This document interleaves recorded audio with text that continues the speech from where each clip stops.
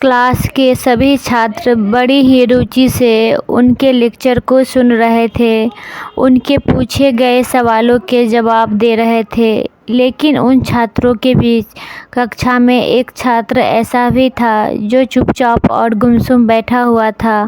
Professor ने पहले ही दिन छात्र को नोटिस कर लिया, लेकिन कुछ नहीं बोले। लेकिन जब 4 से 5 दिन तक ऐसा ही चला तो टीचर ने कहा, तुम हर समय उदास रहते हो, क्लास में अकेले और चुपचाप बैठे रहते हो, लेक्चर पे भी ध्यान नहीं देते। क्या बात है, कुछ परेशानी है क्या?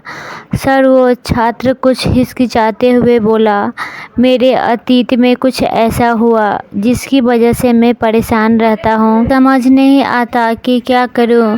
प्रोफेसर भले व्यक्ति थे। उन्होंने उस छात्र को शाम को अपने घर पे बुलाया और शाम को जब छात्र घर पे पहुंचा तो प्रोफेसर ने उसे अंदर बुलाकर बैठाया।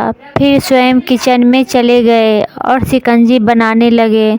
उन्होंने जानबूझकर शिकंजी में ज़्यादा नमक डाल दिया। फिर किचन से बाहर आकर शिकंजी का गिलास छात्र को देकर कहा, ये लो शिकंजी पियो। छात्र ने गिलास हाथ में लेकर जैसे ही एक घूंट लिया, अधिक नमक के स्वाद के कारण उसका मुंह अजीब सा बन गया। यह देख प्रोफेसर ने पूछा, क्या हुआ, शिकंजी पसंद नहीं आई? नहीं सर, ऐसी बात नहीं है, बस शिकंजी में थोड़ा सा नमक ज़्यादा है। अरे, ये तो बेकार हो गया, लाओ गिलास मुझे दे दो, मैं इसे फेंक देता हूँ। प्रोफेसर ने छात्र से गिलास लेने के लिए अपना हाथ बढ़ाया, लेकिन छात्र ने मना करते हुए कहा, नहीं सर, बस नमक ही तो ज़्यादा है, थोड़ी चीनी और मिलाएंगे तो स्वाद ठीक हो जाएगा। यह बात सुन प्रोफेसर गंभीर हो गए और बोले, सही कहा तुमने, अब इसे समझ भी जाओ। ये शिकंजी तुम्हारी ज़िंदगी है, इसमें घुला अधिक नमक तुम्हारे अतीत के बुरे अनुभव है। जैसे नमक को शिकंजी से बाहर नहीं निकाल सकते, वैसे ही उन बुरे अनुभवों को भी जीवन से अलग नहीं कर सकते।